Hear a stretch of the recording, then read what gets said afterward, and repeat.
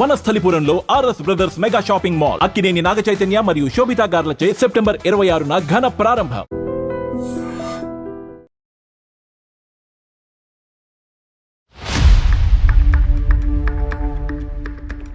అసలు H1B visa అంటే ఏంటి?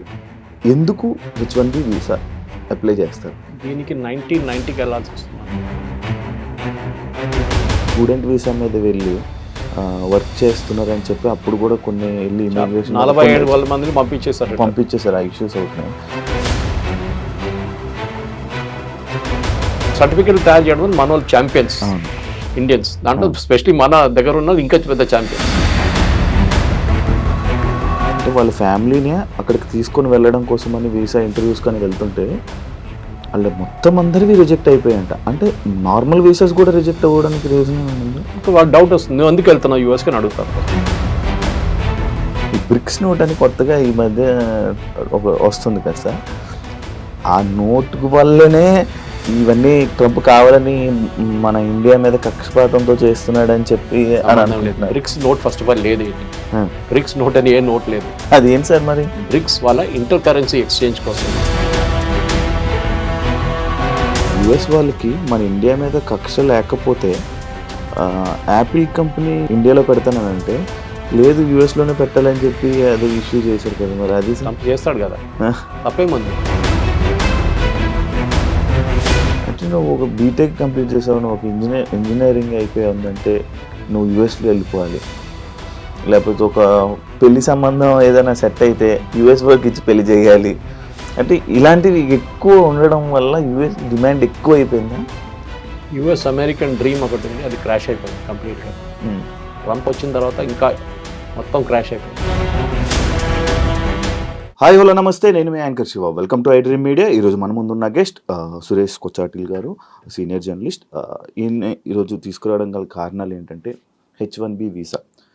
ఇన్స్టాగ్రామ్ కానీ సోషల్ మీడియా చూసినట్లయితే మొత్తం హల్చల్ అనమాట. ఇలా H1B వీసా $1 lakh ఇలా అంతా కనిపిస్తూనే ఉంది. అసలు H1B వీసా అంటే ఏంటి? ఈ $1 lakh పెంచడానికి రీజన్స్ ఏంటి? అసలు ఎందుకు పెంచారు? ఇవన్నీ విషయాలు చాలామందికి క్లారిటీగా తెలియదు. అవన్నీ క్లారిటీగా తెలుసుకునే ప్రయత్నం అయితే చేద్దాం. ఎందుకంటే బేసిక్గా నేను కూడా చూస్తున్నప్పుడు ఏంటి న్యూస్ ఇలా వస్తుంది ఏంటి అని చూస్తుంటే నాకు సరిగ్గా ఒక క్లారిటీ లేదు, ఒక ఇది లేదనమాట. దాని మీద అవగాహన కూడా లేదు. దాని గురించి మొత్తం నీట్గా ఎక్స్ప్లెయిన్ చేయడానికి ఈరోజు సార్ మన ముందుకు వచ్చేసారు. సార్తో మాట్లాడి మనకు తెలియని విషయాలు తెలుసుకునే ప్రయత్నం అయితే చేద్దాం. హాయ్ సార్, ఎలా ఉన్నారు సార్? నమస్తే సార్, బాగున్నారా సార్? Yes sir. సరే, అందరికీ ఇదే డౌట్ సార్. సోషల్ మీడియాలో ఈ టాపిక్ ట్రెండింగ్ అవుతున్నప్పుడు అసలు H1B వీసా అంటే ఏంటి? ఎందుకు H1B వీసా అప్లై చేస్తారు? దీనికి 1990కి వెళ్ళాల్సి వస్తుంది మనం. ఆ టైంలో ప్రెసిడెంట్ బుష్ ఒక ఆర్డర్ సైన్ చేశారు అండ్ లేటర్ కాంగ్రెస్ అది అప్రూవ్ చేశారు. అమెరికాలో చాలా టైప్స్ వీసాస్ ఉన్నాయి. ఇప్పుడు మీరు ఎక్కడికైనా వెళ్తుంటే మీరు వీసా అప్లై చేయాల్సి వస్తుంది. భారతదేశం నుంచి వెళ్ళేటోళ్ళకి కొంతమందికి, ఫర్ ఎగ్జాంపుల్ థాయిలాండ్ వెళ్ళాలనుకోండి, వీసా ఆన్ అరైవల్ అని ఉంటుంది. నేను అక్కడ పనిచేస్తాను, నాకు తెలుసు. వీసా ఆన్ అరైవల్ అంటే అక్కడ వెళ్ళంగానే ఎయిర్పోర్ట్లోనే 2200 బాట్లు కట్టేసి, అంటే వాళ్ళ కరెన్సీ కట్టేసి ఫామ్ ఫిల్అప్ చేసి మీకు అక్కడే స్టాంప్ కొట్టి వీసా ఇచ్చేస్తారు. That is visa on arrival. మిగతా కంట్రీస్కి ముందే వీసా అప్లై చేయాల్సి వస్తుంది. ఫర్ ఎగ్జాంపుల్ ఇప్పుడు దుబాయ్కి వెళ్తున్నాను అనుకోండి, యూఏకి వెళ్తాం, మీరు ముందే వీసా అప్లై చేయాల్సి వస్తుంది. ఇంకెక్కడైనా మేజర్ కంట్రీస్, యూరోపియన్ కంట్రీస్. యూఎస్కి ఇంకా టఫ్, ఎందుకంటే మన వాళ్ళు చాలా సంవత్సరాల నుంచి యూఎస్కి మన డాంకీ రూట్ అంటాం చూడండి. డాంకీ రూట్ ఒకటి ఉంటుంది, ఎట్లయినా అక్కడ చేరుకోవాలి. ఎస్పెషలీ పంజాబ్, గుజరాత్ అటువైపు నుంచి చాలామంది చనిపోయినా కానీ ప్రాబ్లం లేదు, కానీ యూఎస్కి వెళ్ళాలి నాకు 40 లక్షలు 50 లక్షలు ఏజెంట్లకు ఇచ్చి వాడు ఎక్వెడార్ నుంచి కొలంబియా తీసుకెళ్ళి, కొలంబియా నుంచి మెక్సికో తీసుకొచ్చి, మెక్సికో నుంచి గోడ దుంకి అటువైపు యూఎస్కి వెళ్ళాలనుకుంటే అక్కడ వెళ్ళగానే వాడు మాయమైపోతాడు, క్రౌడ్లో చేరిపోతాడు. సో ఇప్పుడు దాకా యూఎస్ అడ్మినిస్ట్రేషన్ ఏంటంటే, మనం చూసుకుంటూ వస్తే బుష్ కానీ, క్లింటన్ కానీ, బైడెన్ అడ్మినిస్ట్రేషన్, వీళ్ళందరూ చాలా వీక్గా ఉన్నారు ఇమిగ్రేషన్ మీద.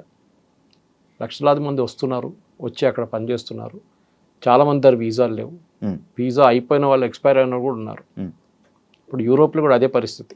యూకేలో చూస్తున్నారు, బోట్లో వచ్చి దిగుతున్నారు, వాళ్ళకి హోటల్ 5 స్టార్ హోటల్ ఇచ్చేస్తున్నారు, తిండి ఇచ్చేస్తున్నారు, నిద్రపోండి, మీకు 3000 పౌండ్లు ఇస్తారు నెలకు. ఏం కావాలి ఇంకా? సోమాలియా నుంచి, సూడాన్ నుంచి, ఆఫ్రికా నుంచి అందరూ వచ్చి అక్కడ పడుతున్నారు, ఆఫ్ఘనిస్తాన్ నుంచి కూడా. కానీ యూఎస్కి ఎందుకు వెళ్తారు? ఒకటి, అక్కడ వెళ్ళే ఒక ఆస్పిరేషన్ ఒకటి ఉంటుంది కొంతమందికి. ఒకటి ఎడ్యుకేషన్. మన దగ్గర నుంచి వెళ్ళే స్టూడెంట్స్లో, ఇది నేను చెప్పట్లేదు, మీరు డేటా తీసుకోవచ్చు, మొన్న కూడా మోహన్ దాస్ పై గారు చెప్పారు మన దగ్గర నుంచి వెళ్ళే స్టూడెంట్స్లో 90% మంది 3rd గ్రేడ్ యూనివర్సిటీస్కి వెళ్తారు యూఎస్లో. సర్టిఫికేట్ ప్రింట్ చేసే పేపర్ కూడా విలువ ఉండవు. అక్కడ కార్నల్ ఉంది, అక్కడ పెద్ద పెద్ద ఇన్స్టిట్యూట్ యూపెన్ ఉంది, చాలా మటుకు ఇన్స్టిట్యూట్స్ బూత్, చాలా పెద్ద పెద్ద ఇన్స్టిట్యూట్స్ ఉన్నాయి, అక్కడ యూనివర్సిటీస్ ఉన్నాయి. అక్కడెక్కడ వెళ్లకుండా పేరే వినలేని ఇన్స్టిట్యూట్కి వెళ్తాడు, ఎందుకంటే ఆడి అడ్మిషన్ అక్కడే దొరుకుతుంది. కార్నల్ నుంచి అట్లాంటి పెద్ద పెద్ద ఇన్స్టిట్యూట్స్లో మీకు మెరిట్లోనే మీకు అడ్మిషన్ వస్తుంది, మీ రికమెండేషన్ మీద ఉంటుంది. అంటే మీ ప్రొఫెసర్స్ రికమెండ్ చేయాల్సి వస్తుంది మిమ్మల్ని. వాళ్ళ సెలెక్షన్ ప్రాసెస్ చాలా టఫ్, బహుశా మీకు స్కాలర్షిప్ కూడా ఇస్తారు. మన వాళ్ళు ఏం చేస్తారు, ఫస్ట్ స్టెప్లో యూఎస్కి ఎందుకు వెళ్తారంటే చదువు అని చెప్పి వెళ్తారు. అక్కడ చదువు ఫినిష్ చేయగానే ఎంఎస్ వెళ్తే ఎంఎస్ ఫినిష్ చేస్తారు, కొంతమంది పిహెచ్డి లెవెల్ కూడా వెళ్తారు. అక్కడ వెళ్ళిన తర్వాత వాళ్ళు ఏం చేస్తారు, ఓపీటీ అని ఒక దాన్ని అప్లై చేస్తారు, ఆప్షన్ ప్రాక్టికల్ ట్రైనింగ్ ఏంటంటే మీరు చదువుకున్న సబ్జెక్ట్, ఫర్ ఎగ్జాంపుల్ రోబోటిక్స్ చదువుకున్నారు, ఆ రోబోటిక్స్ని మీరు ప్రాక్టికల్గా లైఫ్లో ఇంప్లిమెంట్ చేయలేదు, మీరు థియరీ నేర్చుకున్నారు. నేర్చుకోవాలంటే ఒక రోబోటిక్స్ పనిచేస్తున్న కంపెనీ దగ్గర పని చేసుకుంటే మీకు కొంచెం ఎక్స్పీరియన్స్ వస్తుంది, మీరు చేసిన డిగ్రీ కూడా విలువ ఉంటుంది. అక్కడ వెళ్తారు, 2 సంవత్సరాలు యూజ్లీ ఉంటే దాన్ని ఎక్స్టెండ్ కూడా చేసుకోవచ్చు కొంచెం. అది కూడా మన వాళ్ళు మిస్యూజ్ చేశారు. దాని తర్వాత ఏం చేస్తారు, మెల్లగా H1Bకి అప్లై చేస్తారు. అంటే H1B మీరు అప్లై చేయలేరు, H1B has to be applied by the company. మిమ్మల్ని తీసుకెళ్లాల్సి అనుకుంటే కంపెనీ వాళ్ళు అప్లై చేస్తారు. అక్కడ కూడా పెద్ద ర్యాకెట్ ఉంది. ఇది ఏం జరిగిందంటే H1B ఎందుకు తీసుకొచ్చారు, అమెరికాలో stem, that is science, engineering, technology and మ్యాథ్స్లో వాళ్ళ దగ్గర షార్టేజ్ ఉందని చెప్పి వాళ్ళ నేషనల్ సైన్స్ ఫోరం, వాళ్ళ ఫౌండేషన్ 160,000 మంది తక్కువ ఉన్నారని చెప్పి 1990లో ఒక స్టడీ చేశారు. మా దగ్గర అంత ఇంజనీరింగ్ గ్రాడ్యుయేట్స్ లేరు, వస్తున్న వాళ్ళకి స్కిల్స్ లేవు, సో మేమేం చేయాలి, అమెరికన్ ఐటీ కంపెనీస్ అంటున్నారు మేము బయట నుంచి తెప్పించుకుంటాము, వాళ్ళకి ఇదే జీతం మేము కూడా ఇస్తాము. అంటే అమెరికాలో ఒక అమెరికన్ వర్కర్కి $80,000 జీతం అనుకోండి, 80 లేకుండా $1,00,000 ఒక సంవత్సరానికి జీతం ఉంటే మేము కూడా అదే తీసుకొస్తున్న ఎంప్లాయీ కూడా అదే ఇస్తామని చెప్తారు. కానీ చేసేది అది కాదు. ఒకసారి తీసుకొచ్చిన తర్వాత ఆయనకి అది ఇచ్చే డాలర్ కన్నా హాఫ్ ద శాలరీ ఇస్తారు. వాడు వచ్చేసిండు కాదు, ఎక్కువ మాట్లాడలేడు. ఇప్పుడు ఏమనంటే నిన్ను పంపించేస్తా వాపస్ అంటాడు. ఆడు భయపడి పని చేస్తారు, అమ్మాయి ఉండ నా అబ్బాయి ఉండ. ఇది మిస్యూజ్ జరుగుతుంది, చాలా సంవత్సరాల నుంచి జరుగుతుంది. ఇప్పుడు ఇవాళ వచ్చిన న్యూస్ ప్రకారం ఫైర్ వాల్ అని చెప్పి ఒకటి లాంచ్ చేశారు యూఎస్. మేజర్ ఇన్వెస్టిగేషన్ స్టార్ట్ అవుతుంది నిన్నటి నుంచి. వాళ్ళ యూఎస్ లేబర్ డిపార్ట్మెంట్ ప్రతి వీసా, ప్రతి H1B కానీ మిగతా వీసాలు కూడా ఇష్యూ చేయడానికి వాళ్ళకి జీతం ఎంత, వాళ్ళు ఎప్పుడు వచ్చిండ్రు అని మొత్తం బయట హిస్టరీ, జాగ్రఫీ అంతా బయట తీస్తున్నారు ఇప్పుడు. దీంతో బహుశా ఒక 50% ఇండియన్స్ పట్టుబడతారు, 100 ఒక మాయమైపోతారు, ఇప్పుడే మాయమైపోతారు చాలా మంది, ఎందుకంటే వాళ్ళందరూ గాయమైపోతారు అక్కడి నుంచి. సార్ గత ఒక మూడు నెలల క్రితము లైక్ ఇదే స్టూడెంట్స్ లైక్ స్టూడెంట్ వీసా మీద వెళ్ళి వర్క్ చేస్తున్నారని చెప్పి అప్పుడు కూడా కొన్ని వెళ్ళి ఇమిగ్రేషన్ 47 మందిని పంపించేశారు. ఆ ఇష్యూస్ అవుతున్నాయి. దానివల్ల ఏమైనా ఎఫెక్ట్ ఏమైనా ఉందా సార్? అదే మిస్యూజ్ అండి. అంటే మీరు పని చేయడానికి మీకు లీగల్గా రూల్స్ ఉంటుంది. ఈవెన్ కెనడాలో మీకు ఉంది, ఆస్ట్రేలియాలో కూడా ఉంది. కెనడా ప్రాబ్లం ఏంటంటే పాపులేషన్ చాలా తక్కువ, వాళ్ళ దగ్గర పని చేయడానికి మనుషులు లేరు.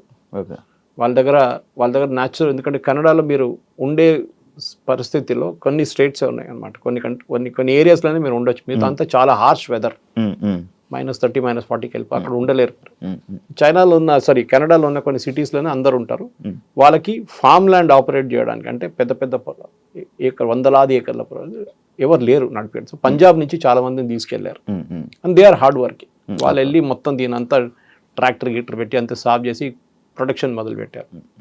నెక్స్ట్ వేవ్ ఎడ్యుకేషన్ కోసం వెళ్ళారు. యూఎస్ యూనివర్సిటీలో అడ్మిషన్ రాని వాళ్ళు కెనడాకి వెళ్ళారు. ఐడియా ఇస్ కెనడాలో ఉండి మెల్లగా యూఎస్కి దూరిపోదాం, ఎవడు పట్టుకోడు నన్ను, ఎందుకంటే Canada US border open border, అంత పెద్ద చెక్కింగ్ ఏం లేదు. మీరు ఈజీగా మాయమైపోవచ్చు. అక్కడ వెళ్ళి గాయపేసి మీరు సడన్గా యూఎస్లో కనిపిస్తారు నెక్స్ట్ డే.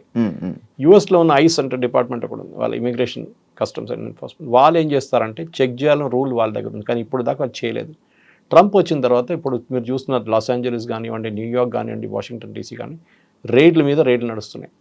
రెస్టారెంట్లో పనిచేస్తున్న ఎంప్లాయీస్ని పట్టుకెళ్తున్నారు, పెట్రోల్ బంక్లో పనిచేస్తున్న పట్టుకెళ్తున్నారు. దాంట్లో చాలా మంది మన వాళ్ళే ఉన్నారు, తెలుగు స్పీకింగ్ స్టేట్స్ నుంచి. ఈ ప్రాబ్లం మీకు కేరళలో కనిపించదు. కేరళ నుంచి వచ్చే H1B మీద వెళ్ళే వర్కర్స్ అందరూ నర్సెస్. యూఎస్లో నర్సెస్ పెద్ద షార్టేజ్ ఉంది, యూరోప్లో కూడా ఉంది సేమ్ ప్రాబ్లం. సెకండ్ డాక్టర్స్ కూడా తక్కువ ఉన్నారు వాళ్ళ దగ్గర. సో డాక్టర్స్ మన దగ్గర తీసుకెళ్తారు. కానీ దీని లాజిక్ ఏంటి, H1B అనగానే హైలీ స్కిల్డ్ వర్కర్, అంత ఎక్సెప్షనల్ స్కిల్ మీకు ఉందన్నమాట. ఏ ఫీల్డ్ అయినా మీ ఫీల్డ్ నుంచి.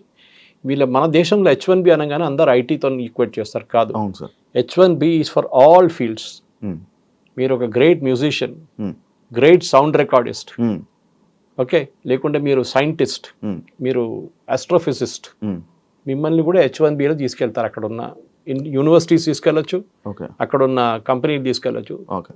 ఒక 10-15 సంవత్సరాల ముందు ఈ అకాడమిక్ వాళ్ళని H1B కోటా నుంచి తీసేశారు.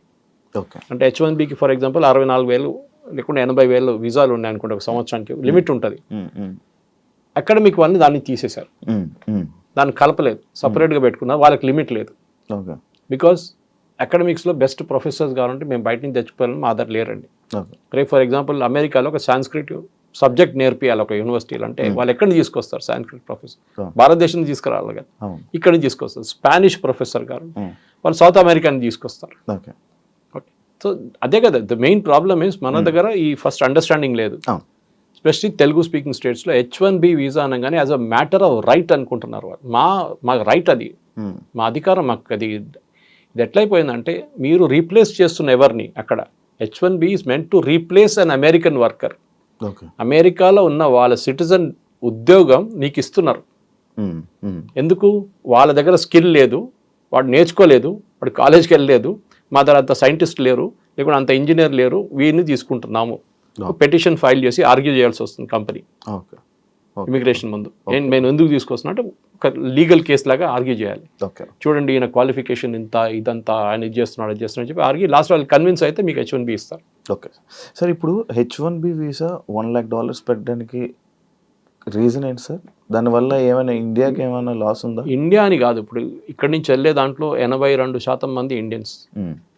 ఓకే, అంటే 70 దాకా పెట్టుకోవచ్చు మనం, ఇంక్లూడింగ్ చైనీస్. ఇట్స్ 82 నా. చైనీస్ 12 ఉన్నారు, మనం 70% మన వాళ్ళే. ఇద్దరు కలిపితే మెజారిటీ మనం చైనా. ఎందుకు పెడుతున్నారంటే ఫస్ట్ ఆఫ్ ఆల్ ట్రంప్కి ఎలక్షన్ క్యాంపెయిన్ టైంలో ట్రంప్ చెప్పారు అప్పుడు H1B మిస్యూస్. H1B వీసా కాదు, వీసా తీసేయలేదు, ఇంకా వీసా అక్కడనే ఉంది, తీయలేరు. ఎందుకంటే అది కాంగ్రెస్ అప్రూవల్ కావాలి దానికి, వాళ్ళ పార్లమెంట్లో. H1B ఉంది కానీ మిస్యూజ్ చేస్తున్నారు. సో దానికి నేను ఆ మిస్యూజ్ అరకట్టడానికి చేస్తున్నా ఈ పని. అంటే మీరు నిజంగా $1,00,000 కడితే మీరు బెస్ట్ ఎంప్లాయీనే తీసుకొస్తారు మీరు. ఇప్పుడు ఎట్లయిపోయిందండి, కోవిడ్ తర్వాత మనం ఎక్కడ కూర్చొని పని చేసుకోవచ్చు. అదొకటి పెద్ద లెసన్ కోవిడ్లో. ఎక్కడైనా ఏ ఫీల్డ్ అయినా కానీ మీరు ఎక్కడ కూర్చొని పని చేసుకోవచ్చు. జూమ్ అనే సబ్జెక్ట్, జూమ్ అనే ఒక కాన్సెప్ట్ కూడా మనకు తెలియదు దానికన్నా ముందు. జూమ్ కాల్ అనగానే ఈవెన్ నార్మల్ వీడియో కాల్స్ ఇప్పుడు జూమ్ కాల్ అంటాం. స్ట్రీమ్ యార్డ్ వాళ్ళు కూడా జూమ్ కాల్ అంటారు. ఇప్పుడు వీడియో కాల్స్ కోసం వాడేవాళ్ళు జూమ్ కాల్. ఇప్పుడు చూడండి అది ఎట్లా అయిపోయిందంటే పేపర్ చదవడం మానేశారు చాలా మంది కోవిడ్ టైంలో. దాని తర్వాత పేపర్ సర్క్యులేషన్ పడిపోయింది, 50% ఉంది. ఇప్పుడు కూడా ఇంప్రూవ్ కాలేదు, రికవర్ కాలేదు వాళ్ళు. ఇది ప్రాబ్లం ఎక్కడ వచ్చిందంటే ఈ వీసా టైంలో ఇప్పుడు యుఎస్కి తీసుకెళ్లే దాంట్లో ఈ కోవిడ్ తర్వాత కూడా చాలా మట్టుకు అక్కడున్న వెళ్తున్న వాళ్ళు, ఇక్కడి నుంచి వెళ్తున్న వాళ్ళ క్వాలిఫికేషన్ చాలా తక్కువ.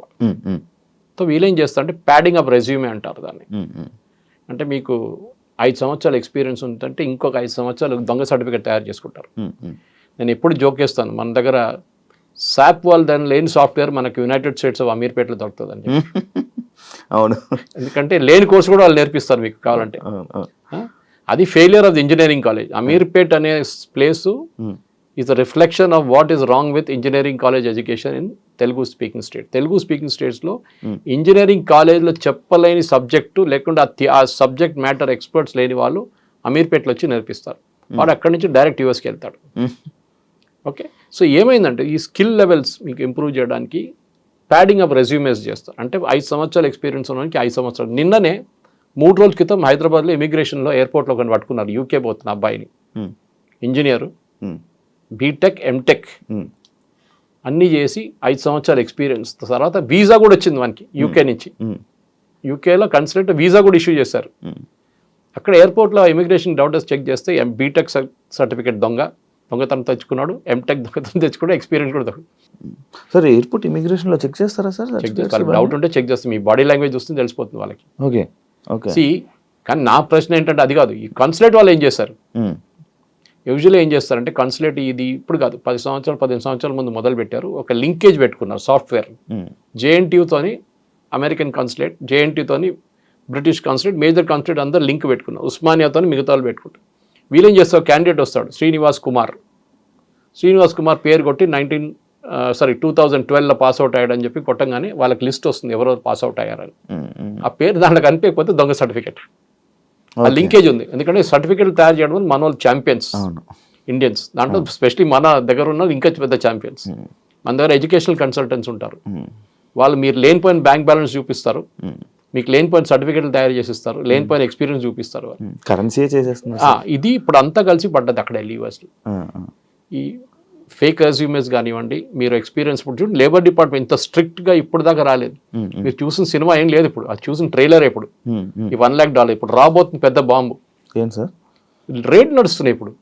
They are checking each and every H1B issue చేసిన చెక్ చేస్తున్నారు. ఎందుకంటే వ్యాలిడిటీ 3 సంవత్సరాలు ఉంటుంది కదా, 3 సంవత్సరాల నుంచి యూఎస్లో పనిచేసేట్టు చెక్ చేస్తున్నారు. ఇప్పుడు నీకు ఎట్లా వచ్చింది H1B, నీకు ఎవరు ఇష్యూ చేసిండు, నీకు ఎక్స్పీరియన్స్ ఎంత ఉంది, నీకు జీతం ఎంత వస్తుంది.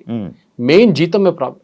వీళ్ళు ఎందుకు తీసుకొస్తున్న ఇండియన్ వర్కర్స్తో ప్రేమ ఏం లేదు. అమెజాన్ కానీ, మెటా వాళ్ళకి కానీ, గూగుల్, వీసా టాప్ 3 టాప్ 10లో ఒకటే ఇండియన్ కంపెనీ ఉన్నారు. వీసా లాస్ట్ 2024లో H1B మ్యాక్సిమం అప్లై చేస్తున్న కంపెనీస్లో టాప్ 10లో ఐటీ కంపెనీస్లో ఒకటే ఇండియన్ కంపెనీ ఉంది. 4th పొజిషన్లో TCS. ఇన్ఫోసిస్ లేరు, ఎవరు లేరు. ఓకే. ఎందుకంటే కోవిడ్ తర్వాత work from home and work place అని కాన్సెప్ట్ రాగానే చాలా మంది ఇండియాకి షిఫ్ట్ అయిపోయారు. ఇండియా నుంచే వర్క్ చేస్తున్నారు. ముందు కాన్సెప్ట్ ఉండే on site and off site అని, ఇప్పుడు ఆ కాన్సెప్టే పోయింది. ఇప్పుడు అమెజాన్ వాళ్ళు ఇండియన్స్ H1Bలో ఎందుకు తీసుకొస్తున్నారు? అమెజాన్లో ఇంత పెద్ద పని ఏంటి వీళ్ళకి, ఇంత పెద్ద ఇంజనీరింగ్ స్కిల్ ఏంటి వీళ్ళకి అమెజాన్లో, that they need an Indian engineer who is extraordinary.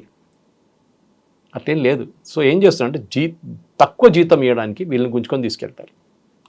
So that is what is being investigated now today onwards. నిన్న ట్రంప్ అనౌన్స్ చేసిన రోజు అదేం చెప్పలేదు, ఇవాళ చెప్తున్నారు. జెన్యున్గా ఉన్న వాళ్ళని తీసుకెళ్ళండి, ఎవరికి అబ్జెక్షన్ లేదు. కానీ H1B is not a matter of right. మీకు అర్హత నాకు ఇచ్చే ఉండాలని చెప్పి ఎవడు చెప్పట్లేదు. వీసా ఈజ్ అ రైట్ కాదు. Visa is a kind of మీకు ఇస్తే ఇస్తారు, లేకుంటే లేదు. ఇప్పుడు US కన్సులేట్కి వెళ్తే ఆల్మోస్ట్ 50% మంది వీసాలు రిజెక్ట్ అయిపోతాయి.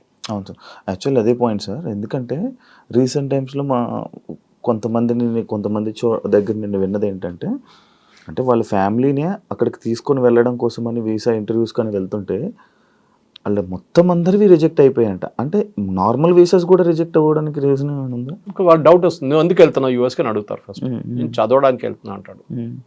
మీ ఇక్కడ ఎవరో ఉన్నారంటారు, అమ్మ నాన్న ఉన్నారు, పెళ్లి చేసుకున్న తర్వాత నువ్వు చదువుకు వెళ్తున్నావు. అచ్చా.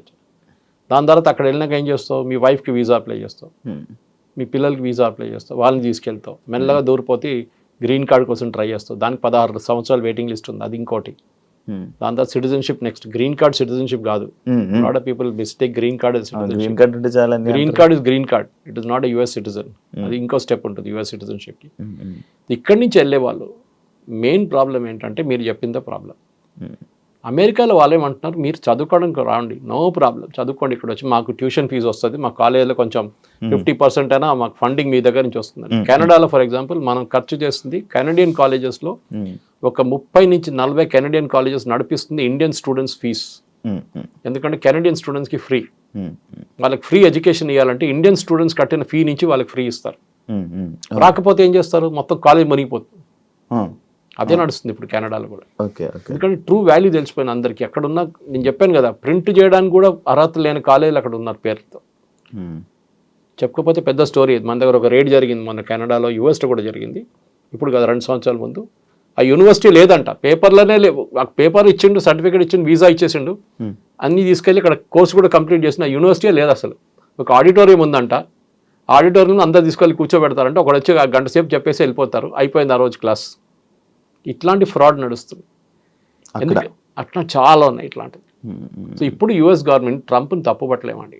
నేను మళ్ళీ అదే సబ్జెక్ట్కి వస్తున్నాను. బంగ్లాదేశ్ వచ్చి ఇండియాలో వచ్చి మీ ఉద్యోగం తీసుకెళ్తే మీకు ఎట్లా ఉంటుంది? అదే కదా మనం అప్పుడు అంటున్నాం, బంగ్లాదేశ్ని పంపించండి, రోహింగ్యాలను ఇక్కడ ఏం చేస్తున్నాం వాళ్ళు పంపించండి అని. మా ఉద్యోగం వాళ్ళు తీసుకెళ్ళిపోతున్నారు. కరెక్ట్, కొట్టాల్సింది వాళ్ళు పంపించారు. కానీ మన వాళ్ళని కొట్టారని చెప్పట్లేదు నేను. నేనే అంటున్నా, అంటే మీరు లీగల్గా వెళ్తే ప్రాబ్లం లేదు.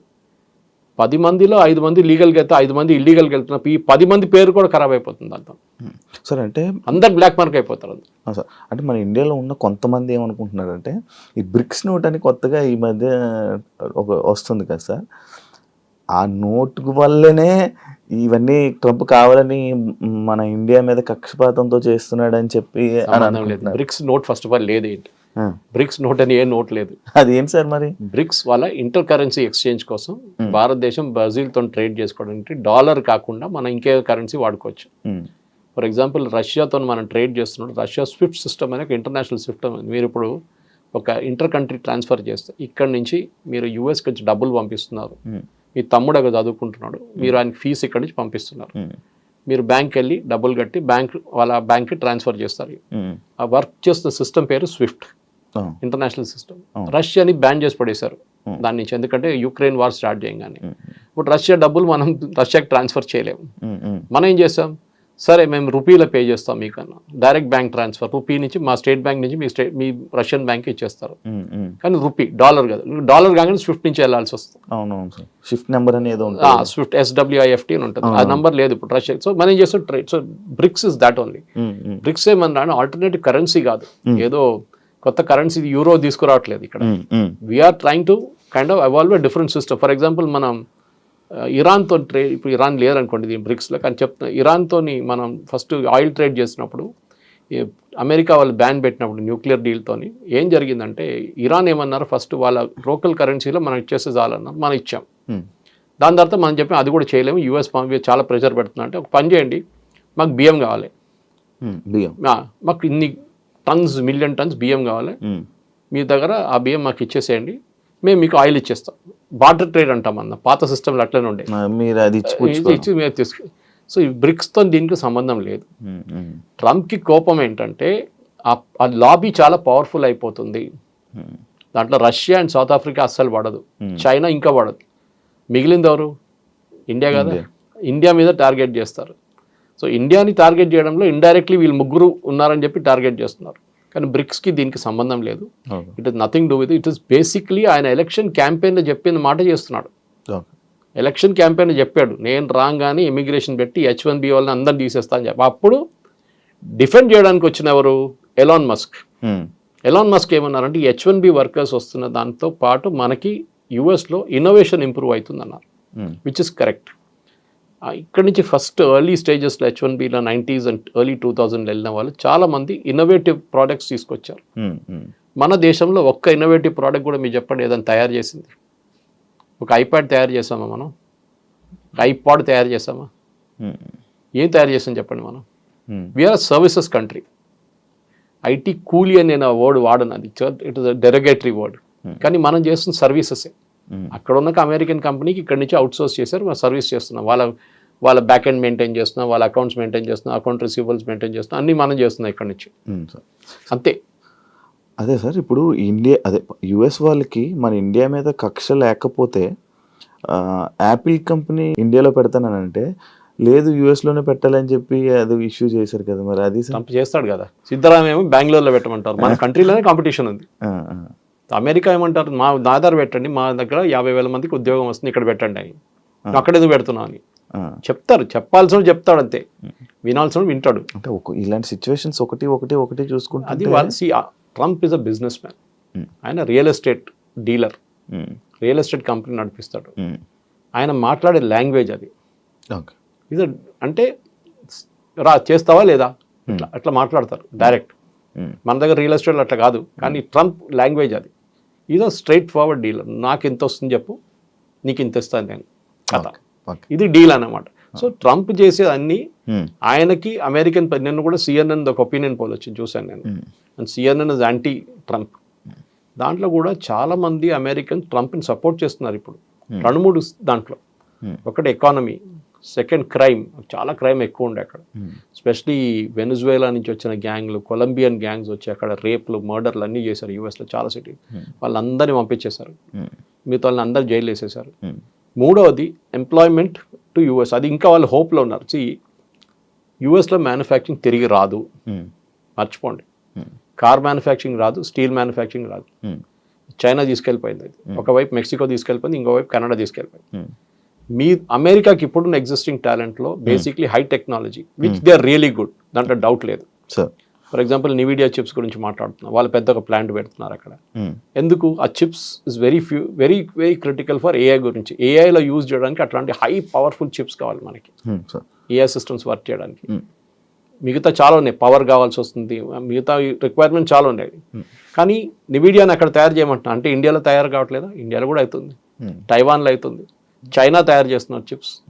సో యూఎస్ ఏమంటున్నారంటే, మేము ట్రంప్ చెప్పారు కూడా ఒకసారి, మాకు అండర్వేర్లు బెనియన్ తయారు చేయడం మాకు వద్దు అన్నాడు, ఆ బిజినెసే మాకు వద్దు అన్నాడు.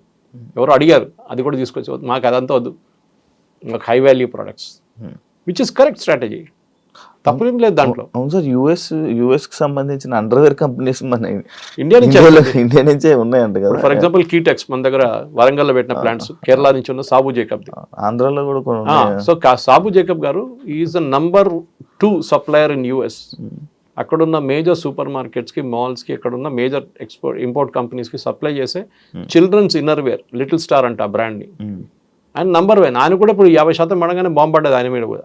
ఆయన ఏం చేస్తాడు, ఇండియాలో స్టార్ట్ చేసేసాడు అమ్మమ్మడు. ఇప్పుడు దాకా ఇండియాలో అమ్మలేదు, ఇప్పుడు ఇండియాలో ఒక్కొక్క రోజు 3-4 ఓపెన్ చేస్తున్నాడు అవుట్లెట్స్. 1000 అవుట్లెట్స్ ఓపెన్ చేస్తాడంట ఒక సంవత్సరం లోపల.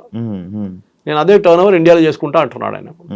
సో ఎక్స్పోర్ట్ బ్యాన్తో సంబంధం లేదు. మన దగ్గర ఏం ప్రాబ్లం ఎక్కడ వచ్చిందంటే, మనం చాలా మటుకు యూఎస్ మీద డిపెండెంట్ అయిపోయాం. సార్ అదే యాక్చువల్లీ మన ఇండియన్స్ మొత్తం యూఎస్ మీద డిపెండ్ అయిపోయారా? ఇప్పుడు నిన్న అశ్విని వైష్ణవ్ గారు ఒక స్టేట్మెంట్ ఇచ్చారు, I'm shifting to Zoho software అన్నారు. Zoho is a pure home bound software, తమిళనాడులో ఏదో విలేజ్లో తయారు చేసిన సాఫ్ట్వేర్.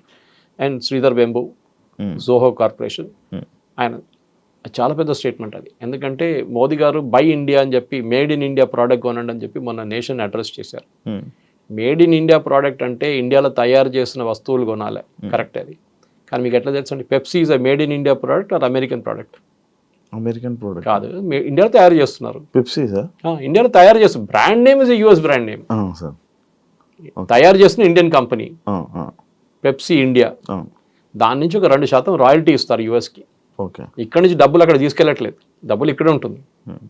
మీరు మెక్డానల్డ్స్ ఉంది, మెక్డానల్డ్స్ ఎవరు? ఇండియన్ కంపెనీ నడిపిస్తున్నారు, వాళ్ళ బ్రాండ్ వాడుకుంటున్నారు. అట్లా చాలా ఉన్నాయి అట్లాంటివి. సో మేడ్ ఇన్ ఇండియా అనగానే మీరు అంతా యూఎస్ ఎవడో వెళ్ళినాడు, అరే కేఎఫ్సీ మీద వెళ్ళి రాళ్ళు విసరదాం అనేది పిచ్చోళ్ళు. KFC is again run by an Indian company. So వాళ్ళ బ్రాండ్ యూజ్ చేస్తున్నారు అంతే. సో మీరు దానంటే వాడక్కర్లేదు. మేడ్ ఇన్ ఇండియా అనగానే డెఫినెట్లీ మనం చాలా ప్రోడక్ట్స్, ఫర్ ఎగ్జాంపుల్ యాపిల్ వస్తుందండి, కెనడా నుంచి వస్తుంది, మీరు చూసుంటారు సూపర్ మార్కెట్లలో. మనం వెళ్ళి కొలుతారు ఏంటంటే మేడ్ అది ఫ్రమ్ కెనడా అని రాస్తుంది, మా ఇంటికి వెళ్ళి ఆ స్టిక్కర్తో సహా మా టేబుల్ మీద పెడతాను. మా వాళ్ళు ఇంటికి ఎవరైనా వస్తే అది చూస్తారు, కెనడా నుంచి యాపిల్ తీసుకొచ్చాడు ఈయన. ఒక ఈగో ఇష్యూ ఉంది మనకి ముందు 90s 2000లో బయట నుంచి ప్రోడక్ట్స్ చాలా తీసుకొస్తున్నాయి. మేము కేరళ నుంచి, మా దగ్గర దుబాయ్ నుంచి ఎవరైనా వస్తే ఆ టైంలో 80s 90s నేను చిన్నపిల్లలప్పుడు స్కూల్ నుంచి కాలేజ్ బయటకు వచ్చిన టైంలో ఏం చేస్తామంటే, వాడు పర్ఫ్యూమ్లు ఒక పెద్ద డబ్బా తీసుకొస్తాడు. అక్కడ ఏం పని చేస్తాడు అడగాడు, పాపం ఆడు ఏదో కష్టపడి ఎక్కడో పని చేస్తుంటాడు, హోటల్లోనో ప్లేట్ వాషింగ్లోనో ఏదో చేస్తుంటాడు. అదంతా ఇడిసేసి ఆయన వస్తున్నాడు పర్ఫ్యూమ్లు ఒక 10 బాటిళ్ళు, 10 టీ-షర్ట్లు, 10 షార్ట్స్, ఇదన్నీ తీసుకొచ్చి అందరికి పంచి పెడతాడు. సో మనం ఏమనుకుంటాం, అరే ఇదంతా చాలా ఇదని. ఇప్పుడు ఎవడైనా వస్తున్నాయి అక్కడ ఏం తీసుకురాడు, ఇప్పుడు ఇండియాలోనే ఉంది దానికన్నా ఎక్కువ. So we are making our own products in India. మనం రాకెట్లు తయారు చేస్తున్నాం, మనం శాటిలైట్స్ తయారు చేస్తున్నాం, we are making our own car. మనం ఏం చేయట్లేదు చెప్పండి, ఇప్పుడు డ్రోన్స్ తయారు చేస్తున్నాం, we are making everything ourselves. So made in India ఫిలాసఫీలోనే మీరు చాలా మటుకు యూఎస్ మీద డిపెండ్ కాక్కర్లేదు. కానీ ఎప్పుడు కూడా మనకు ప్రాబ్లమ్స్ ఉన్నాయి. ఫర్ ఎగ్జాంపుల్ మన దగ్గర కమర్షియల్ ఎయిర్ క్రాఫ్ట్, బోయింగ్ అని ఎయిర్ బస్ మీద డిపెండ్ అవుతున్నాం. మన దగ్గర ఇంకా ప్రొడక్షన్ కాలేదు, చైనా స్టార్ట్ చేసేసారు ఇప్పుడు. అది పెద్ద ప్రాజెక్ట్, అది ఇప్పుడు కాదు, నెక్స్ట్ 50 సంవత్సరాలు కూడా కాదు అది. ఎందుకంటే మన దగ్గర వాల్యూమ్ ఉండదు. మనం ఎంత 300 ఎకరాలు కొంటాం ఒక సంవత్సరానికి కావాలంటే, అది కూడా మ్యాక్సిమం. ఆ వాల్యూమ్తో సస్టైన్ చేయలేము, టెక్నాలజీ వేరే అది. కానీ ఫైటర్ ఎయిర్ క్రాఫ్ట్ చూడండి, తేజస్ కానివ్వండి, నెక్స్ట్ జన్ అక్మా తీసుకొస్తున్నాం, దానికి సాఫ్రాన్ ఇంజిన్ ఫ్రాన్స్ తీసుకొచ్చి మనం హైదరాబాద్లోనే తయారు చేస్తున్నాం దాన్ని. ఈవెన్ నెక్స్ట్ రఫేల్ మోడల్, రఫేల్లో మొత్తం ఫ్యూసిలాజ్ హైదరాబాద్ తయారవుతుంది టాటా కంపెనీతో. సో మనం చాలా మటుకు మేడ్ ఇన్ ఇండియా చేస్తున్నాం. కానీ యూఎస్ మీద డిపెండెన్సీ, యూఎస్ ఏమైపోయిందంటే లోకంలో పోలీస్ మ్యాన్ అని ఫస్ట్ చెప్పారు. ఆఫ్ఘనిస్తాన్కి ఎందుకు వెళ్ళారు, సిరియాకి ఎందుకు వెళ్ళారు, సొమాలియాకి వెళ్ళి అక్కడ గొడవ, ఇక్కడ పోయినా అమెరికా ఏ దేశంలో పోయినా కానీ వాళ్ళు మొత్తం ధ్వంసం చేసే బయటకు వచ్చారు. మీరు ఆఫ్ఘనిస్తాన్ తీసుకోండి, ఇరాక్ తీసుకోండి, you go to Syria, Lebanon, ఎక్కడ వెళ్ళినా కానీ, వియట్నాంతో స్టార్ట్ అయింది అమెరికా డిజాస్టర్. ఒక్క మాట కూడా అమెరికా ఒక్కటే చాలా కేర్ఫుల్ ఉంటారు. వాళ్ళ సాయిల్ మీద కొట్లాడరు, ఎప్పుడు యుద్ధం ఉండదు. రెండోసార్లు వాళ్ళ మీద యుద్ధం అని చెప్పలేం, అటాక్ జరిగింది. ఒకటి పర్ల్ హార్బర్లో జాపనీస్ అటాక్ చేశారు, నెక్స్ట్ 9/11లో ప్లేన్ తీసుకొచ్చి ట్విన్ టవర్స్ మీద కొట్టారు. Only twice. అది కాకుండా ఎప్పుడైనా అమెరికా ఇంకొక దేశంలో వెళ్ళి అక్కడ కొట్లాడి మొత్తం అక్కడ ధ్వంసం చేసి బయటకు వచ్చేస్తారు. వియట్నాంతో Vietnam was big disaster. So అట్లాంటి లెసన్స్ మనం నేర్చుకోవాలి. అమెరికాకి ఏంటంటే వాళ్ళ సెల్ఫిష్ ఇంట్రెస్ట్ వాళ్ళు చూసుకుంటున్నారు. మోదీ గారు వెళ్ళి రేపు నేను బంగ్లాదేశ్ వాళ్ళకి ఉద్యోగం ఇస్తా అంటే మోదీ గారిని రేపు తీసి కింద పడేస్తారు అక్కడ ఉన్న ప్రజలు. మాకు ఉద్యోగం కావాలి, బంగ్లాదేశ్ వాళ్ళకి వద్దు అని చెప్పేసి అదే పాలసీ ఆయన ఫాలో చేస్తున్నాడు. He's catering to his constituency. ఆయన ఓటర్ల కోసం ఆయన ఏమైనా చేస్తాడు. సార్ మన ఇండియాలో ఎక్కువగా మన తెలుగు వాళ్ళు అంటే నువ్వు ఒక బీటెక్ కంప్లీట్ చేసావు, నువ్వు ఒక ఇంజనీరింగ్ అయిపోయిందంటే నువ్వు యుఎస్లో వెళ్ళిపోవాలి, లేకపోతే ఒక పెళ్లి సంబంధం ఏదైనా సెట్ అయితే యుఎస్ వర్క్ ఇచ్చి పెళ్లి చేయాలి అంటే ఇలాంటివి ఎక్కువ ఉండడం వల్ల యుఎస్ డిమాండ్ ఎక్కువ అయిపోయిందా? యుఎస్ అమెరికన్ డ్రీమ్ ఒకటి ఉంది, అది క్రాష్ అయిపోయింది కంప్లీట్గా. ఇప్పుడు ట్రంప్ వచ్చిన తర్వాత ఇంకా మొత్తం క్రాష్ అయిపోయింది, క్రాష్ ల్యాండింగ్ అయిపోయింది కంప్లీట్గా. ఫస్ట్ ఆఫ్ ఆల్ మనం ఏం చేస్తున్న పెద్ద తప్పు ఏంటంటే we should never antagonize American workers. అంటే అమెరికాలో ఉన్న వాళ్ళ వర్కర్స్ని మీరు పనికిరాదు, మీరు ఇంట్లో కూర్చోండి, మేము వచ్చాం మీ పని చేయడానికి అని చెప్పకూడదు. అది ఎప్పుడు చేయకూడదు, చేసాం మనం. ఇప్పుడు చూడండి, ఇవాళ as we speak department of labour ఒక ఇన్వెస్టిగేషన్ ఓపెన్ చేశారు, ప్రాజెక్ట్ ఫైర్ వాల్ అని చెప్పి యుఎస్లో. దాంట్లో labour secretary personally investigation order చేస్తున్నారు. ఇప్పుడు మీరు H1B మీద వచ్చిన వాళ్ళు ఆల్రెడీ యుఎస్లో ఉంటే వాళ్ళ మీద చర్యలు తీసుకుంటున్నారు. కొత్త వాళ్ళని మర్చిపోండి, $1,00,000 కొత్త వాళ్ళకి, కొత్త వీసాకి. అక్కడ ఉన్న వాళ్ళ మీద ఇన్వెస్టిగేషన్ మొదలు పెట్టారు. మీకు జీతం ఎంత, మీరు ఎప్పుడు వచ్చారు, మిమ్మల్ని ఎట్లా తీసుకున్నారు, మీరు రీప్లేస్ చేసిన అమెరికన్ వర్కర్కి టాలెంట్ ఉందా లేదా అని ఎట్లా చెక్ చేశారు, వానికి ఎగ్జామ్ పెట్టారా, మీకు కూడా ఎగ్జామ్ పెట్టారా? ఏం చేయలేదు. టెక్నికలీ మీరు ఒక అమెరికన్ వర్కర్ని రీప్లేస్ చేస్తే ఆయనకున్న స్కిల్ మీకున్న స్కిల్ ఎట్లా టెస్ట్ చేస్తారు. ఒక రూమ్లో 50 మంది H1B వర్కర్స్, 50 మంది అమెరికన్స్ పెట్టి టెస్ట్ పెడితే తెలిసిపోతే ఎవరికి ఎంత తెలుసు అనేది. అదేం చేయకుండా H1B ఫ్రాడ్ నడుస్తుందని వాళ్ళ అంచనా. ఇప్పుడు మీడియన్ శాలరీ గురించి మాట్లాడుతున్నప్పుడు, మీడియన్ శాలరీ అంటే యావరేజ్ శాలరీ H1B వీసాలు వెళ్ళే వాళ్ళది ఇప్పుడు as per records, American records, government record $122,000 per year. Highest is 132 చూపిస్తుంది. ఇప్పుడు 122 ఇస్ యావరేజ్ మీడియన్. కానీ 122 ఇస్తున్నారా? అది చాలా పెద్ద ప్రశ్న. 122 ఇస్తే వాళ్ళు $1,00,000 $1,00,000 గడ్డానికి వాళ్ళకి ప్రాబ్లం లేదు, because this guy so skilled. కానీ కాదు కదా, అక్కడే జరుగుతుంది. సో ఈ డిపార్ట్మెంట్ ఇప్పుడు ఏమి ఇన్వెస్టిగేట్ చేస్తున్నారంటే ఈ కంపెనీలు ఎవరైనా ఈ ప్రాబ్లం ఏంటంటే H1Bలో చాలా స్టెప్స్ ఉన్నాయి. చిన్న ఒక తప్పు జరిగితే కూడా company will face a major penalty. ఇప్పుడు అదే జరగబోతుంది. And that to mister American companies, అదే అన్నిటికంటే పెద్దది. ఉన్నది ఒకటే, మన ఫస్ట్ 10లో TCS ఒకటే నేను చెప్పాను. దాని తర్వాత ఇన్ఫోసిస్ వీళ్ళందరూ ఉంటారు, యూజువల్ కల్ప్రిట్స్, కాగ్నిజెంట్ వీళ్ళందరూ ఉంటారు. కానీ మేజర్ ప్రాబ్లం ఎక్కడ వస్తుందంటే మిస్టెప్స్ అంటారు. మనం చిన్న ఒక తప్పు ఫామ్లో ఫిల్అప్ చేస్తున్నప్పుడు, లేకుంటే పిటిషన్ ఫైల్ చేస్తున్నప్పుడు చిన్న ఒక తప్పు చేస్తే ఇప్పుడేమంటున్నా అంటే ఇన్వెస్టిగేషన్ బయటకు వస్తే మీరు ఏ అమెరికన్ వర్కర్ని తీసేశారో ఉద్యోగం నుంచి వాళ్ళకి ఆ డబ్బులు ఇవ్వాలంటున్నారు. అంటే ఇంట్లో కూర్చొని ఒకడు వాడికి జాబ్ పోయింది ఎందుకంటే ఇండియన్స్ని తీసుకొచ్చారో లేకుంటే చైనీస్ని తీసుకొచ్చారని చెప్పగానే ఆయనకు బ్యాక్ వేజెస్గా ఇన్వాల్వ్స్ వస్తుంది. ఈ కంపెనీని బ్లాక్ లిస్ట్ చేసి పడేస్తారు. అప్పటి నుంచి మీరు తీసుకురాలేరు ఇండియా H1B వర్కర్స్ని యుఎస్కి. ఇన్వెస్టిగేషన్ చాలా దూరం ఇప్పుడు స్టార్ట్ అయింది ఇవాళ నుంచి. నెక్స్ట్ ఒక నెల రోజులు I think it will be hell. అంటే మనం అగైన్ ఎంప్లాయీ మీద ఇన్వెస్టిగేషన్ కాదు, తీసుకొచ్చిన కంపెనీ వాళ్ళ ఇన్వెస్టిగేషన్. అమెజాన్ కానీ, మెటా కానీ, మీరు మిగతా కంపెనీ, ట్విట్టర్, చాలా మంది ఉన్నారు అట్లా తీసుకొచ్చిన వాళ్ళు. ఇప్పుడు మన వాళ్ళు అక్కడ వెళ్ళిన ఉన్న వాళ్ళకి అక్కడ ఏం ఇష్యూ లేదా సార్? ఉండొచ్చు. ఇఫ్ యూఆర్ కాట్, ఆబ్వియస్లీ కదా, ఇఫ్ యూఆర్ కాట్, మీ మీద ఫ్రాడ్ జరిగింది, మీరు కూడా ఫ్రాడ్లో మీరు కూడా you're a part of it అంటే దెన్ ఇట్స్ అ ప్రాబ్లం. అంటే వీసా అనేది ఎప్పుడైనా రిజెక్ట్ చేయొచ్చు. It's not a birth right. మీరు సిటిజన్ కాదు కదా, యుఎస్ సిటిజన్, మీరు ఇండియన్ సిటిజన్. అక్కడ H1B మీద వెళ్ళారు, ఒక స్పెసిఫిక్ ఎంప్లాయ్మెంట్ వీసా అది. ఆ వీసా రూల్స్ మీరు వైలేట్ చేశారు. మీరు వైలేట్ చేశారు, కంపెనీ వాళ్ళు చేశారు, ఇట్స్ అ డిఫరెంట్ థింగ్. కానీ మీరు కూడా అక్కడ సంతకం పెట్టారు సేయింగ్ దట్ నాకు ఇంత స్కిల్ ఉంది, నేను వచ్చే అమెరికన్ వర్కర్ కన్నా నాకు ఎక్కువ స్కిల్ ఉందని చెప్పేసి. సపోజ్ మీరున్నారు, మీ దగ్గర BTech and PhD, MTech and PhD ఉందండి ఒక సబ్జెక్ట్ మెషిన్ లెర్నింగ్లో. మీరు వెళ్ళి ఒక అమెరికన్ వర్కర్ని రీప్లేస్ చేసినప్పుడు ఆయన కూడా అదే స్కిల్ ఉంటే మీరు ఎందుకు రీప్లేస్ చేస్తారని అడుగుతారు. ఆయనకు ఎంటెక్ ఉంది, is also done is PhD machine learning, same subject. ఆయన కూడా 98% మార్కులు ఉన్నాయి, మీకు కూడా 98 ఉంది కాలేజ్ నుంచి. మళ్ళీ ఆయన ఎందుకు రీప్లేస్ చేస్తున్నారు? మీకు 10 సంవత్సరాల ఎక్స్పీరియన్స్, ఆయన కూడా 10 సంవత్సరాల experience. So you have to argue. ఇప్పుడు అదే ఇప్పుడు ఇన్వెస్టిగేట్ చేస్తున్నారు, మీరు ఎవరిని రీప్లేస్ చేశారు. The rule is, basic rule of H1B is అమెరికాలో ఆ టాలెంట్ లేదు, దానికోసం మేము బయట నుంచి తీసుకొస్తున్నాం.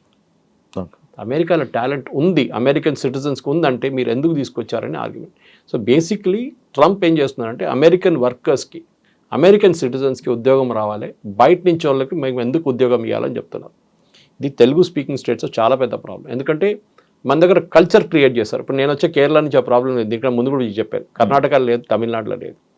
ఈ పంజాబ్లో కన్నడకి వెళ్ళడానికి పెద్ద ఒక ఇది ఉంది, అది ఫార్మింగ్ క్రైసిస్. అది గుజరాతీ వాళ్ళు ట్రేడింగ్కి వెళ్తారు. మీరు లండన్కి వెళ్ళండి, న్యూయార్క్కి వెళ్ళండి, మోటల్స్ అంతా వాళ్ళదే ఉంటుంది కంప్లీట్. వాళ్ళ బిజినెస్ అలాగే, వాళ్ళ ఉద్యోగంకి వెళ్ళట్లేదు, వాళ్ళు ఇన్వెస్ట్మెంట్కి వెళ్తున్నారు అక్కడ.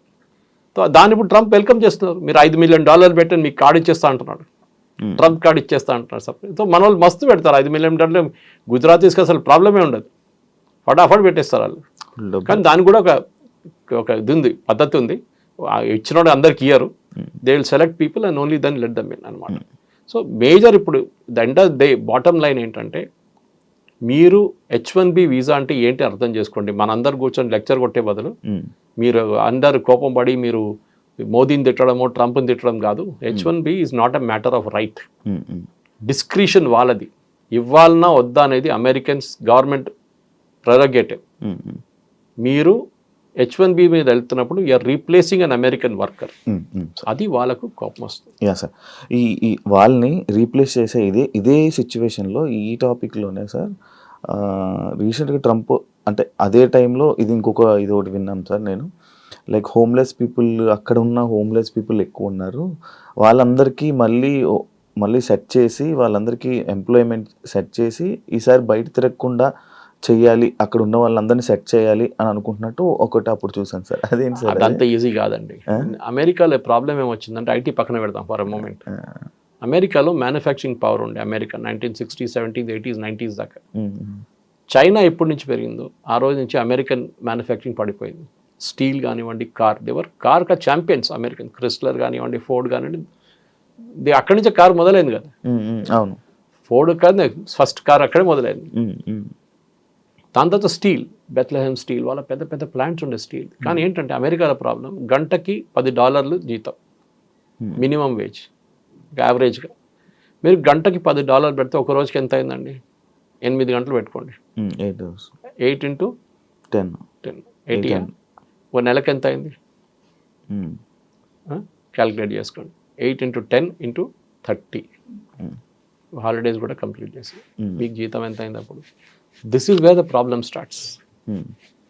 అమెరికన్ వర్కర్స్కి ఎప్పుడు నేను ఎక్స్ప్లెయిన్ చేస్తుంటాను కాలేజ్లో లెక్చర్స్కి వెళ్ళినప్పుడు, why America is not productive అంటే, మీ ఇంటికి ఒక ప్లంబర్ వస్తే $500 ట్యాప్ ఫిట్ చేయడానికి $1000 తీసుకుంటే that means that economy is finished. Tap విలువ $500, కానీ ఆ ఫిట్ చేసి వచ్చినోడు $1000 తీసుకుంటున్నాడు. అమెరికాలో అదే జరుగుతుంది, వాడు వచ్చిన పని చేసి వెళ్ళిపోతాడు, ఇంకేం చేయడు. మన దగ్గర ఏం చేస్తారు, ప్లంబర్ వస్తే అరే అక్కడ కొంచెం లీక్ ఉంది, ఇక్కడ కొంచెం లీక్ ఉంది, అది చూడు ఇది చూడు అని చెప్పి 10 పనులు చేయించుకుంటాం అంతా. ఇది నార్మల్. అఫ్కోర్స్ అర్బన్ క్లాబ్తో చేయలేరు, అర్బన్ కంపెనీతో, కానీ మిగతా చిన్న చిన్న దాంట్లో వాళ్ళు చేస్తారు వాళ్ళు. సో వీఆర్ స్టిల్ దానికోసం India is not a cheap economy. మనం చాలామంది చీప్ అని చెప్తాం, కాదు, వీఆర్ అ కాస్ట్ ఎఫెక్టివ్ ఎకానమీ. మన దగ్గర ఇప్పుడు కూడా ఐటీ సెక్టర్లో పనిచేస్తున్న చాలామందికి మంచి ఉద్యోగాలు, మంచి జీతంలో ఉన్నాయి ఇక్కడ ఉండి కూడా. అమంగ్ ద ఎంటైర్ ఇండస్ట్రీ వాళ్ళకి బహుశా ఇంకా అన్నిటికంటే ఎక్కువ వాళ్ళే. కానీ ప్రాబ్లం ఎక్కడ వచ్చిందంటే, ఇది ఒక షో ఆఫ్ లాగా అయిపోయింది. ఏం పని చేస్తున్నా అంటారు, ఐటీ సెక్టర్లో అంటాడు, వాడు ఏం చేస్తున్నాడు ఐటీలో అడగకండి, అది ఇంకో ప్రాబ్లం. ఉద్యోగం మీకు చెప్పాను చూడండి, ఎడ్యుకేషన్ నుంచి కూడా ఇంజనీరింగ్ కాలేజ్ మంది 100% ప్లేస్మెంట్ అని బోర్డు పెడతారు. ఛాలెంజ్ చేస్తున్నాను, మన జేఎన్టీ కూడా ఒక ఎంక్వైరీ ఆర్డర్ చేశారు, 100% ప్లేస్మెంట్ లేదు, ఇంకా హారిబుల్ అయిపోతుంది ఇంకా ఇక్కడి నుంచి. సో మీరు టాలెంటెడ్ ఉంటే, ఏ ఫీల్డ్ అయినా కానివ్వండి, ఇఫ్ యు ఆర్ టాలెంటెడ్, మీ దగ్గర నాలెడ్జ్ ఉంటే మిమ్మల్ని ఎవడైనా వచ్చి ఎత్తుకెళ్తాడు, నో ప్రాబ్లం. ఎంత డబ్బులు ఇచ్చని తీసుకెళ్తాడు.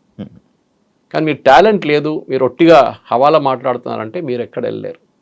మన దగ్గర ప్రాబ్లం ఏంటంటే ఇన్డెప్త్ నాలెడ్జ్. ఎందుకు అమెరికన్ యూనివర్సిటీకి వెళ్తున్నారండి? మన దగ్గర యూనివర్సిటీలు లేవా? మన దగ్గర ఇంత మంచి ఐఐటీలు ఉన్నాయి, మనతో బిట్స్ పిల్లలు ఉన్నాయి, మన దగ్గర ఇండియన్ ఇన్స్టిట్యూట్ ఆఫ్ సైన్స్ ఉంది. మళ్ళీ ఎందుకండి మీరు అమెరికాకి వెళ్తున్నారు? ఇది ఒకటి. ఏమంటున్నారంటే మన దగ్గర ఎడ్యుకేషన్ ఎస్పెషల్లీ పోస్ట్ గ్రాడ్యుయేట్ లెవెల్లో అంత క్వాలిటీ లేదు, దానికోసం అమెరికాకి వెళ్తున్నాను. సరే మీరు వెళ్ళారు, చదివి ఎంతమంది రిటర్న్ వచ్చారండి? అది లేదు. ఆస్ట్రేలియాకి వెళ్తారు, ఆస్ట్రేలియన్ యూనివర్సిటీస్ క్వాలిటీ అంతే సంగతి. కెనడా కూడా అంతే, దీనికన్నా ముందు చెప్పాను మీకు అది. సో మీరు ఎడ్యుకేషన్కి వెళ్తున్నారా? Are you going for permanent employment? Permanent తిరిగి రావడానికి మీరు చూడలేదు, తిరిగి చూడలేదు మీరు. ఇది ఈ అమెరికన్ డ్రీమ్. మీరు అడిగిన ప్రశ్న జవాబు ఇది. ఆ అమెరికన్ డ్రీమ్ అయిపోయింది. Forget the American dream. Okay, మీరు కావాలంటే వర్క్ వీసాలు వెళ్ళండి, మీటింగ్లు అటెండ్ చేయండి, వచ్చేసేయండి. కానీ you cannot go there and stay and make a living. దీనికన్నా ముందు వెళ్ళిన వాళ్ళు దేవర్ లక్కీ, వాళ్ళు గ్రీన్ కార్డ్ వచ్చింది, దాని తర్వాత సిటిజన్షిప్ ఉంది. చాలామంది ఇండియన్స్ ఉన్నారు దాంట్లో. కానీ ఇంకా ఇక్కడి నుంచి ముందుకు వెళ్తూ it will become very tough. నిన్న ట్రంప్ యునైటెడ్ నేషన్స్ మాట్లాడినా కూడా చెప్పారు యూరోప్ గురించి, మీరు ఇమిగ్రేషన్ పాలసీ మిమ్మల్ని ముంచేస్తుంది, మీరు బయట నుంచి వాళ్ళు అందరు తీసుకుంటున్నారు, మీరు మునిగిపోతారని చెప్పి నిన్న వార్నింగ్ ఇచ్చారు, యూకే ఎస్పెషలీ. ఇది కరెక్ట్. బికాస్ మీరు బయట నుంచి ఎవరైనా తీసుకొస్తున్నారు, మీ లోకల్ సిటిజన్స్ మీ వ్యతిరేకంగా ఓటేస్తారు మీకు రేపు. అది ట్రంప్ గెలిచింది ఎందుకంటే he said I will bring back, make America great again, MAGA అని చెప్పారు. ఆ కాన్స్టిట్యున్సీ కోసమే ట్రంప్ పనిచేస్తున్నారు, ఇంకా ఎవరి కోసం పనిచేయట్లేదు. అయితే సార్ మ్యానుఫ్యాక్చరింగ్ అంతా మనకి సగం ఒక 50% మనం ఎక్స్పోర్ట్ ఇది చేసేది మొత్తం మనం చైనా నుంచే కదా సార్. అయితే ఈ H1B ఈ వీసా రేట్లు ఎప్పుడైతే $1,00,000 చేశాడో ఇదే టైంలో చైనా లైక్ కే వీసా అని చెప్పి ఒకటి రిలీజ్ చేయడం జరిగింది. అంటే ఇప్పుడు ఇక్కడ చాలామంది అటు షిఫ్ట్ అయిపోయే అవకాశాలు ఏమైనా ఉన్నాయి? ఎందుకు చైనా మ్యానుఫ్యాక్చరింగ్లో ఒక టైంలో క్వాలిటీలో వాళ్ళు చాలా హారబుల్ ఉండేవాళ్ళు. మన అందరు జోకులు కొడుతున్నాయి, 6 నెలలు పనిచేస్తుంది చైనా ప్రోడక్ట్. సీరియల్ బల్బ్ ఉండొచ్చు, లేకుంటే హీటర్లు ఉండొచ్చు. ఇప్పుడు చైనా చాలా ముందుకు వెళ్ళిపోయిందండి ఇన్ టర్మ్స్ ఆఫ్ మ్యానుఫ్యాక్చరింగ్. వాళ్ళు BYD కార్స్ చూడండి, వాళ్ళకి ఏం తక్కువ కాదు టెస్లాతో. They are as good as any company. China వాళ్ళ క్వాలిటీ చాలా మంచిగా పెంచుకున్నారు, ఎందుకంటే వాళ్ళు ఎక్స్పోర్ట్ చేస్తున్న కంట్రీస్, వాళ్ళు they are exporting to Europe, exporting to US. వాళ్ళ సేఫ్టీ స్టాండర్డ్స్ చాలా స్ట్రిక్ట్. మీరు అక్కడ కార్లు అమ్మలేరు వాళ్ళ సేఫ్టీ స్టాండర్డ్ మీట్ చేయకపోతే. మన కార్లు ఎక్కువ వెళ్ళట్లేదు బయట US కంతా, ఎందుకంటే మన సేఫ్టీ స్టాండర్డ్ అంత మంచి కాదు మనది. క్రాష్ టెస్ట్ చేస్తే కూడా మనం పాస్ కావు. మన చైనా నుంచి మనం చాలా మటుకు ప్రోడక్ట్స్ తెప్పించుకుంటాం. మీరు చెప్తున్నారు చూడండి, ఐఫోన్ ఇప్పుడు కూడా మ్యానుఫ్యాక్చరింగ్ శ్రీపెరంబదూరులో నడుస్తుంది, ఇప్పుడు ఢిల్లీలో మొదలు పెట్టారు, అండ్ గుర్గాం వైపు. ఈ ఐఫోన్లో కూడా ఇప్పుడు కూడా మనం 12% కాంపోనెంట్స్ చైనా నుంచి వస్తుంది. అది మన టైం పడుతుంది, సంవత్సరం 2 సంవత్సరాల్లో we will be able to make the same things, flat bed panels కానీ మిగతా ఏమైనా కానీ. ఇప్పటికి మన చైనా దగ్గర నుంచి మనం నేర్చుకోవాల్సింది అంటే కోవిడ్ టైంలో సప్లై చైన్ మొత్తం డిస్టర్బ్ అయిపోయింది. ఫర్ ఎగ్జాంపుల్ మనం ఫార్మస్యూటికల్స్లో మనం బేసిక్ ఫార్మస్యూటికల్స్ మర్చిపోయి APIs అంటారు దాన్ని, మనం దాన్ని మర్చిపోయి, అంటే బేసిక్ రా మెటీరియల్ మనం ముందు తయారు చేస్తుండే పటాన్చెరులో, జీడి మెట్లంతా. అది మనం ఏమన్నా దాని వాల్యూ అడిషన్ లేదు. గ్రానైట్ రాయి ఇచ్చే బదులు దాన్ని కోసి అంత పాలిష్ చేసి గ్రానైట్ కాబట్టి నాకు ఇంకా 10,000 10 times or 20 times వాల్యూ వస్తుందని చెప్పి we got in to formulations. ఇప్పుడు మన ఫైనల్ ప్రోడక్ట్ తయారు చేసి డాక్టర్ రెడ్డీస్ కానివ్వండి, భారత్ బయోటెక్ కానివ్వండి, BE కానివ్వండి, ఎవరైనా కానివ్వండి, వీళ్ళు తయారు చేసి పంపిస్తున్నారు USకి. దానికోసం 50% డ్యూటీ వేసినప్పుడు, టారిఫ్ వేసినప్పుడు ఫార్మస్యూటికల్స్ లేదా లిస్ట్లో చూసారా మీరు? ఎందుకు? ఫార్మస్యూటికల్ మీద ఉండాలి కదా. ఎందుకంటే అమెరికన్ కన్స్యూమర్కి అన్నిటికంటే చీపెస్ట్ డ్రగ్ అమ్ముతుంది భారతదేశం నుంచి, మోస్ట్ కాస్ట్ ఎఫెక్టివ్ డ్రగ్ మన దగ్గర నుంచి వెళ్తుంది. India the pharmacy capital of the world అంటాం. 2 కేటగిరీస్ ఎగ్జామ్ చేశారు దాని నుంచి, ఒకటి IT సెక్టర్, ఇంకోటి ఈ ఫార్మసీ. ఎందుకంటే బేసిక్లీ IT సెక్టర్ పెడితే అమెరికన్ కంపెనీస్కే నష్టం అవుతుంది, వాళ్ళ బాటమ్ లైన్ పోతుంది, కంప్లీట్ వాళ్ళ నష్టాలు వచ్చేస్తారని చెప్పి IT కంపెనీస్ మీద ఏం పెట్టలేదు. అదే టైంలో ఫార్మా కూడా పెట్టలేదు, ఎందుకంటే భారతదేశం నుంచి ఫార్మా రావాల్సిందే. ఎందుకంటే $50 మీరు ఎక్కువ చేస్తే కట్టాల్సింది అమెరికన్ కన్స్యూమర్, ఇండియన్ కంపెనీ కాదు. టారిఫ్ కూడా ఎవరు కడుతున్నారు? అమెరికాలో ఎవరు ఇంపోర్ట్ చేస్తున్నారు ఆ కంపెనీ కడుతున్నారు. వాళ్ళు ఏం చేస్తారు, అది కన్స్యూమర్ తీసుకుంటారు డబ్బులు. ఇండియన్ కంపెనీకి ఏం కావట్లేదు. దే ఆర్ డిమాండ్ తగ్గుతుంది. ఎస్, మీకు $10 వచ్చిన ప్రోడక్ట్ $15 ఇస్తే మీరు ఇంకోడన్నా $10 అమ్ముతున్నాడు చూసి తిరుగుతారు మీరు సూపర్ మార్కెట్లో. కానీ fortunately or unfortunately for us China కూడా అదే బ్రాకెట్లో వచ్చేసింది. సో మనకు ప్రాబ్లం లేదు. కానీ చైనా దగ్గర నుంచి చైనా కాదు, even Europe will start tomorrow. Europe కూడా Indian professional, highly skilled Indian professional కోసం కొత్త వీసా సిస్టమ్ పెట్టి మీరు అమెరికా నుంచి మీరు వస్తే మా దగ్గరికి రండి అని చెప్పి. ఎందుకంటే మన దగ్గర చాలామందికి ఇంటికి తిరిగి వచ్చి నేను యూఎస్ నుంచి రిటర్న్ అని చెప్పగానే ఒక ఇన్సల్ట్ లాగా ఉంటుంది మన వాళ్ళకి. చాలామందికి సైకలాజికల్ ప్రాబ్లం ఉంటుంది. చూడండి, అది it's not a easy thing. దానికి కౌన్సిలింగ్ కావాల్సి వస్తుంది. సడన్గా మీ ఉద్యోగం పోయింది, లేకుంటే మీకు H1B లేదు, మిమ్మల్ని రిటర్న్ పంపిస్తారంటే people will get into depression. ఆ డిప్రెషన్ కాకూడదు. దానికోసం ఏం చేస్తుంటే మీరు అదే quality of life style European కంట్రీస్కి వెళ్ళండి, ఆర్ చైనాకి వెళ్ళండి, అక్కడ పని చేసుకోవచ్చు. ఓకే, ఒక్కటే మాట చెప్పలేరంటే నేను ఎక్కడున్నా మీ కొడుకు అంటే చైనాలో ఉన్నా చెప్పాల్సి వస్తుంది అంతే. యూఎస్ అని చెప్పలేము, అదొక ప్రాబ్లం. కానీ you will have equally good, ఎందుకంటే చైనా కూడా రీసెర్చ్ అండ్ డెవలప్మెంట్ చాలా ముందున్నాం మనకన్నా. ద నంబర్ ఆఫ్ PhDs ఆ చైనాలో ఉన్నది చాలా ఎక్కువ. అండ్ వాళ్ళది ల్యాబ్ టు మార్కెట్ అంటారు. అంటే మీరు చేసిన PhD పేపర్ కోసం పేపర్ మీద రాయడం కాదు, ఆ PhDకి ఒక విలువ ఉంటుంది. దాన్ని మార్కెట్కి తీసుకొచ్చి దాన్ని ఎక్స్ప్లాయిట్ చేస్తే ఒక ప్రోడక్ట్ తయారవుతుంది. సో ల్యాబ్ టు మార్కెట్లో చైనా ఇస్ ఛాంపియన్ PhDsలో. ఈవెన్ యూరోప్ కూడా అంత లేదు.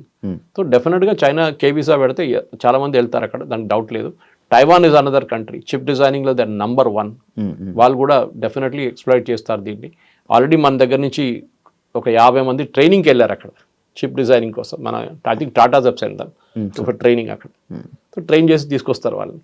అట్లనే మన వాళ్ళు కూడా న్యూ మార్కెట్స్ చూసుకోవాల్సి వస్తుంది. టారిఫ్ పెట్టినప్పుడు అదే చేసాం మనం. కొత్త మార్కెట్కి వెళ్ళాం, యూరోప్కి వెళ్ళాం, మిగతా దేశాలకి వెళ్ళాం, సౌత్ ఆఫ్రికాకి వెళ్ళాం. Now Indians have to do that. And Sridhar Vembu చెప్పినట్లని ఆర్ కమ్ బ్యాక్ హోమ్. మనం ఇనీషియల్ స్టార్టింగ్ ట్రబుల్ ఉంటుంది, కానీ 5 సంవత్సరాల్లో అమెరికాకి ఏది నష్టం అవుతుందో మనకు అది గెయిన్ అవుతుంది. H1Bలో we will be able to do more innovations in India. మనం కూడా ఇండియా నుంచి కొత్త కొత్త ప్రోడక్ట్స్ తయారు చేద్దాం, సర్వీసులు కాదు. We'll let us do products from India. అది చాలా ఇంపార్టెంట్. అంటే ఇప్పుడు ఇదంతా H1B వీసా ఎఫెక్ట్ మొత్తం పడేది ఎవరైతే ఫేక్ దీనికి సంబంధించిన సర్టిఫికేట్స్కి సంబంధించిన ఇలా ఎవరైతే దొంగగా అక్కడ ఉంటున్నారో వాళ్ళకి ఎఫెక్ట్ అవుతుంది, కానీ ప్రతి ఒక్కరికి కాదు. సో ఇక్కడ కూడా H1Bలో దొంగ సర్టిఫికేట్ అని చెప్పట్లేదు. I think that is the miscommunication here. దొంగ సర్టిఫికేట్ జనరలీ పోతుంది. అవును అవును.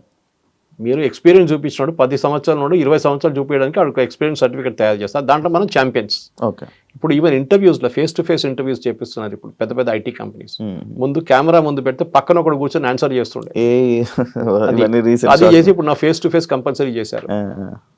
H1B ప్రాబ్లం ఎక్కడ వస్తుందంటే కంపెనీ మిమ్మల్ని తీసుకున్నప్పుడు వాళ్ళ పెటిషన్ ఫైల్ చేస్తున్నప్పుడు, అప్లికేషన్ ఫైల్ చేసినప్పుడు దాంట్లో ఏమైనా తప్పు ఇన్ఫర్మేషన్ ఇచ్చారా మీ గురించి, లేకుంటే అమెరికన్ వర్కర్ ఈ స్కిల్ వర్కర్ లేరని చెప్పినప్పుడు ఉన్నప్పుడు లేదని చెప్తే అబద్ధం.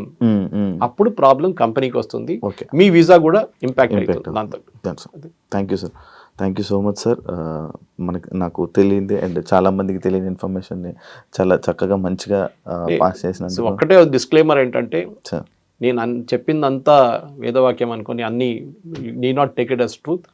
మీరు కూడా ఎక్స్పర్ట్స్ ఉంటారు దీంట్లో, ఈ ఫీల్డ్లో. నేను చాలా మటు చదివి రీసెర్చ్ చేసిన సబ్జెక్టే నేను మాట్లాడతాను. కానీ రోజుకి ఇది ఎంత మలుపు తిరుగుతుంది. రోజుకి ఒకరోజు చెప్పింది కాదు, నెక్స్ట్ ట్రంప్ ఇదే కదా. ట్రంప్ దగ్గర ఇవాళ అడిగితే పిల్లి ఏ కలర్ అంటే తెల్లదంటాడు, నెక్స్ట్ డే నల్లదంటాడు. అది ట్రంప్ ప్రాబ్లం అనమాట. సో మనం కూడా we should be constantly on the lookout. And especially నాకు అన్నిటికంటే పెద్ద వరి ఏంటంటే ఈ లేబర్ ఇన్వెస్టిగేషన్. ఇది ఇవాళ దాకా జరగలేదు. ఇది పెద్ద ఒక థ్రెట్. రాత్రికి రాత్రి బహుశా H1B క్యాన్సల్ కావచ్చు, ఎగ్జిస్టింగ్ వన్ కొత్తల్ని మర్చిపోండి. So this is what I want to say. ఉన్నవాళ్ళు. Thank you sir, thank you so much sir.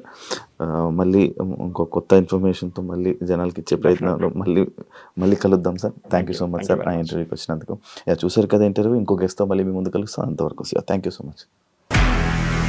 నిజంగా ప్రస్తుతం ఉన్నటువంటి సమాజం దేనికి ప్రయారిటీ ఇస్తుంది? ఆర్థిక సంబంధాల చుట్టూ మాత్రమే తిరుగుతుంది. మళ్ళీ ఎన్నికలంగానే చాలా విరక్తి కలుగుతాను.